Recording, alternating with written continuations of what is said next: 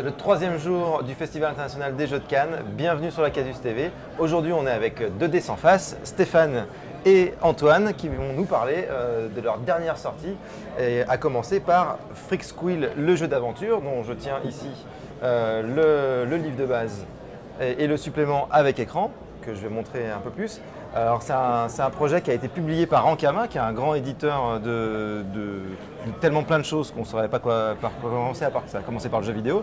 Et comment ça s'est passé cette collaboration qui met du JDR dans les librairies, hein, parce que c'est distribué partout? Alors c'est pas la première collaboration entre nous et Ankama, et c'est pas la première entrée de Ankama dans le milieu du jeu de rôle, puisque avant ils avaient fait City Hall, ouais, qui était également inspiré d'un de leurs mangas.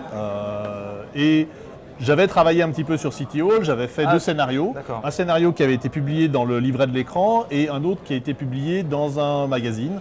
Il me semble que c'était Dissident. C'est bien possible. Oui. Et voilà. C'était un jeu qui avait été notamment écrit par Bob Darko, c'est ça? C'est ça, exactement. Donc tu avais déjà participé à cette aventure-là? J'avais déjà participé à cette aventure-là. Et puis, il se trouve qu'on est un petit peu des turbo-fans de Freaksquill. D'accord. Donc, on avait vraiment envie de faire quelque chose. Voilà. À cette table. Alors, c'est assez particulier parce que j'ai l'impression que Freaksquill est une bande dessinée qui n'est pas très bien distribuée en Suisse. Je ne sais pas comment ça se passe au niveau d'Ankama, mais on a un petit peu du mal à les trouver en librairie BD.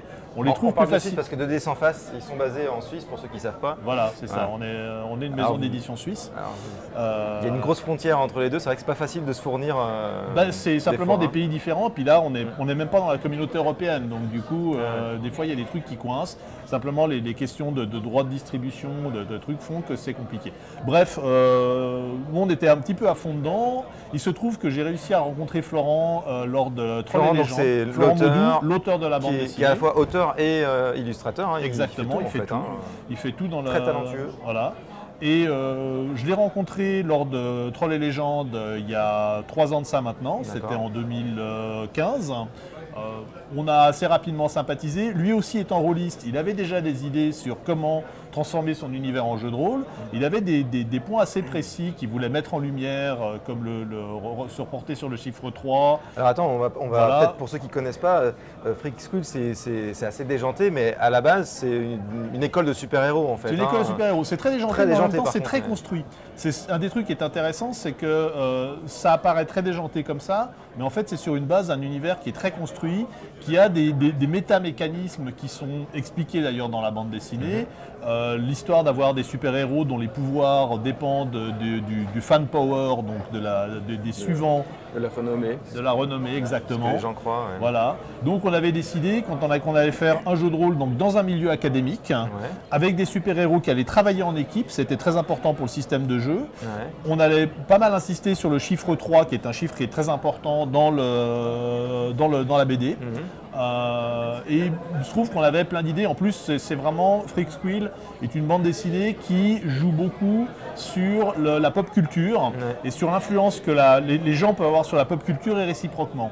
Donc il y a vraiment tout un métadiscours au niveau de ce que sont les super-héros, de ce qu'ils représentent, qu'on a essayé de faire aussi transposer dans le jeu. Et c'est très fun en fait, hein. L'esprit c'est vraiment très très fun. D'ailleurs toi Stéphane, on te connaît aussi comme auteur, tu es capable d'être très fun dans ce que tu écris, donc ça colle assez bien à l'humour qu'il y a. Alors voilà, il se trouve que ça c'était vraiment le truc qui était cool, c'est que j'ai un humour qui est très particulier, qui plaît pas à tout le monde, mais il se trouve que ça a plu à Florent. Et on s'est assez bien trouvé. Très bien, ça colle très bien. Alors on est peut-être allé un peu loin dans le côté humoristique. Non, ça va, promis. Mais je pense que de toute façon, on va aussi recadrer dans les prochains suppléments vers des trucs qui sont un peu plus sérieux, avec toujours le côté. Bon, du coup, tu parles du suivi, donc il y aura un suivi parce que ça. On compte bien faire un suivi. Oui. D'accord. Donc vas-y, c'est quoi la suite? Tu peux déjà en parler ou pas? On est parti sur le livre de base et sur le livret de l'écran. Le livret de l'écran, on a marqué livre du 2e semestre. C'est qu'on a vraiment l'intention de faire en sorte que ça suive les 3 années qui vont jusqu'au diplôme. Donc on est parti aussi du principe que c'était le système de Bologne, donc avec une licence en 3 années, une maîtrise en 5 ans et un doctorat en 7, mais on va s'attaquer surtout au premier diplôme, donc au bout de 3 ans, et on va faire en sorte de... Notre intention, en tout cas, c'est de découper les prochains suppléments en semestres. Donc chaque livre passera sur un semestre, un des 6 semestres du cursus scolaire. Étant donné qu'on a donc les 2 premiers, le livre de base qui couvre plus ou moins le premier semestre, le livre de l'écran qui couvre le deuxième, et donc on va continuer un petit peu comme ça. Avec un peu encore d'autres idées, on a des idées de faire des cahiers vacances. D'accord.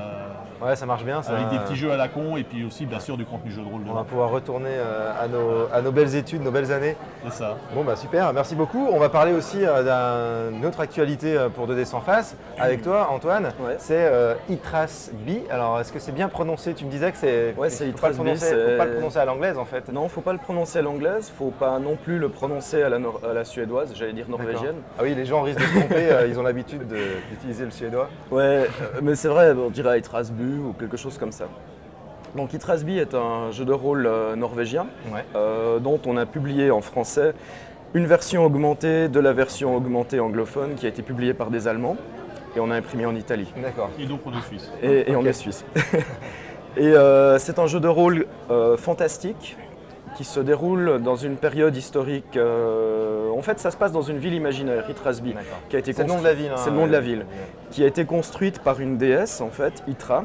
Il y a des millénaires de ça, et elle a disparu, elle a laissé la ville en plan, et ça commence gentiment à se déliter, en fait. Donc il y a le cauchemar qui commence à réapparaître, il y a une façon de voir le monde qui est assez déconnante, en fait. Et puis comme les auteurs, en fait, revendiquent une très très forte inspiration du mouvement surréaliste, en fait, historique, il y a pas mal de mécanismes dans la manière de jouer qui sont dérivés de l'écriture automatique et de 3 autres choses comme ça. Alors ça paraît un peu effrayant comme ça, ce qui fait le charme du jeu, c'est que justement il a l'air très différent de ce qu'on trouve actuellement, quoi. Alors il est très différent, peut-être pas tant que ça dans un sens, parce que finalement c'est un univers fantastique comme on en a finalement beaucoup vu, avec un décor qui a une touche européenne un peu sombre par endroits, qui est relativement rare finalement dans le marché, et puis des règles de jeu qui sont, on va dire, expéditives. Elles tiennent en 3 fois rien en fait. C'est basé sur un jeu de cartes. Et voilà, tu présentes le jeu de cartes. Le jeu de cartes n'est pas encore disponible si j'ai bien compris. Le jeu de cartes est disponible en PDF sur le site de dsanface.com, mais nous sommes en train de nous organiser pour en fait en faire un tirage professionnel. D'accord. C'est pas encore tout à fait Parce qu'il est réellement indispensable pour jouer? Oui, il est indispensable. En fait, le jeu de cartes est en 2 parties. Il y a des cartes qui sont des cartes de résolution avec des commentaires, oui, mais, non, et ainsi de suite. Ah, ça nous rappelle quelque chose. Voilà, donc c'est vraiment tiré du théâtre d'improvisation en fait, cette méthode. Ouais. Et quand on veut effectuer une action, donc le joueur qui agit tire les cartes, propose les cartes à un autre joueur qui va tirer la carte et qui va interpréter ce qui se passe. Donc c'est déjà coopératif en fait à ce niveau-là. Ah, ouais. Et les autres cartes du coup? Alors les autres cartes, c'est si on estime que le jeu est trop linéaire, par exemple. On joue des cartes. Chaque joueur peut en tirer une par partie, donc y compris le meneur de jeu. Et ces cartes, en fait, changent en fait la façon de raconter. Donc, par exemple, hier, j'ai eu la carte Mascarade, où à la table, toutes les feuilles de personnages vont à droite. D'accord. Donc ça fait le tour de la table, y compris le meneur de jeu. Donc je me suis retrouvé avec une feuille de personnage et un des joueurs de la table, une table de démonstration, s'est retrouvé pendant 3 minutes meneur de jeu de la partie. D'accord. Donc ça peut changer, ça peut pas mal déstabiliser. Ouais. Mais c'est très, ça rend le jeu très dynamique, assez vif et assez amusant en fait. D'accord, voilà. D'accord.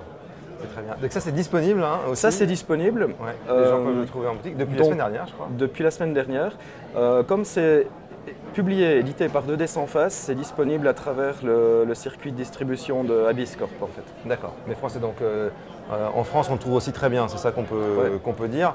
Est-ce que... Oui, dis-moi. Juste Stéphane. Pour Freaksquill, pour dire la petite particularité de Freaksquill, ce n'est pas forcément un jeu qui est facile à trouver en boutique de jeux de rôle. Il est commandable, mais il faut passer en fait par le circuit librairie traditionnelle BD. Ouais. Donc, pas toutes les boutiques ont accès à ce circuit-là, mais par contre, on peut notamment le trouver à la Fnac ou dans je crois, Leclerc Culture ou quelque chose comme ça, ou Cultura. Ouais, les grands voilà. Réseaux de distribution de librairie. Là où on trouve la bande dessinée, c'est ce que tu disais. Exactement. Tout à fait. Et alors, est-ce qu'il y a une autre actualité sur 2D sans face? Est-ce que vous avez des projets? Est-ce que vous avez des projets notamment de vous occuper de certains de vos anciens projets qui sont encore attendus? Alors, bon, c'est peut-être parce qu'on est suisse, mais c'est vrai qu'on a beaucoup de retard. Alors le retard, c'est pas que suisse dans le jeu de rôle, je te rassure, il n'y a pas de souci. Non, en fait, il y a, autour de Nightcrawler, il n'y a pas encore vraiment d'actualité parce qu'on est un petit peu en train de remonter les choses en l'état. On a repris la main sur le projet, sur le supplément Les Impostures d'Arlam, en fait, qui devait sortir il y a 3 ans et qui est toujours pas dehors. Et on va continuer dans cette voie-là. Donc le jeu n'est pas mort. À titre personnel, je dirais que j'estime qu'il nous faut encore 2 suppléments pour considérer que la gamme soit close. D'accord. Mais voilà, sans trop révéler, déjà ce qu'on avait promis sortira. Et ensuite, on va voir exactement ce qu'on va proposer. D'accord. Et sur d'autres projets qui sont... Ça, c'était Nightcrawler, Nightcrawler, le jeu de voleur de Croc que vous aviez redéveloppé. Et sinon, puis, en fait, à peu près en même temps qu'Itrasby, on avait négocié la licence pour un jeu de rôle japonais qui s'intitule Yo Yake Koyake, qui a été publié en anglais sous le titre Golden Sky Stories. Et on va le sortir. Là, la machinerie est relancée, on a quelqu'un pour gérer le projet. On est en train de chercher d'autres rédacteurs pour compléter un petit peu des textes. Et ça sortira en français sous le titre Les Contes du Soleil Couchant.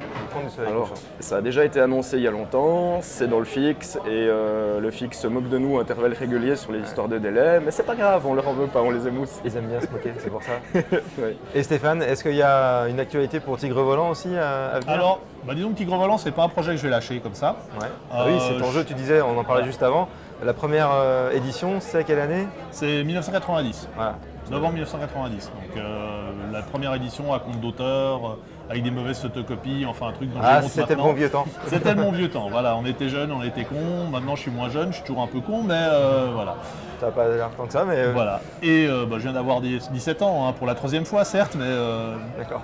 Et le truc c'est que je me suis relancé en fait dans l'écriture autour de Tigre Volant, pour être précis, en écriture un petit peu romanesque. J'ai écrit 2 romans, un dans l'univers de Tigre Volant lui-même et un autre dans un univers alternatif. Et en fait, ces 2 choses m'ont donné envie de relancer un petit peu le jeu de rôle, mais en fait déjà d'abandonner le nom Tigre Volant qui fondamentalement est quand même très connoté Deuxième Guerre mondiale et les gens ne comprennent pas que c'est un jeu de science-fiction. Donc je vais reprendre en fait le nom de l'univers. C'est un débat qui suit ton jeu depuis très longtemps. C'est un passé qui est devenu un passif depuis le temps. Et donc du coup là l'idée c'est de reprendre le nom Erdorine, qui est en fait le nom que les Eldar, qui est un des peuples de l'univers de Tigre Volant, donnent à la Terre. Ce qui donne un petit peu les 2 angles, c'est-à-dire l'angle terrien et l'angle de cette culture stellaire qui est là depuis plus de 10 000 ans. Et puis et aussi de recentrer le jeu un petit peu, de garder toujours un univers très foisonnant, mais pas forcément de tout balancer d'un coup dans un bouquin de 320 pages qui est totalement indigeste, mais de prendre des petits bouts. Et puis, par exemple, de commencer en disant, voilà, vous êtes des marchands, mercenaires, pirates, whatever, dans une culture interstellaire faite de stations spatiales et de planètes plus ou moins éparpillées. Vous avez un vaisseau qui est bien évidemment un vaisseau pourri, faire un truc un petit peu à la Firefly quelque part. D'accord. Mais dans un univers beaucoup plus développé avec des extraterrestres, etc. Partout. L'univers Tigre Volant. Ok, on attend ça, on attend déjà ça avec impatience. Voilà. Bon courage pour tous ces projets. Tout ça est disponible et puis pour le reste, bonne fin de festival. C'est le dernier jour, vous êtes un peu fatigué? Ouais. Ouais, vous avez l'air. Vous avez l'air. Vous avez fait jouer aussi et tenu le stand, donc forcément ça fatigue. Merci à tous, on vous dit à très bientôt et puis bonne fin de salon.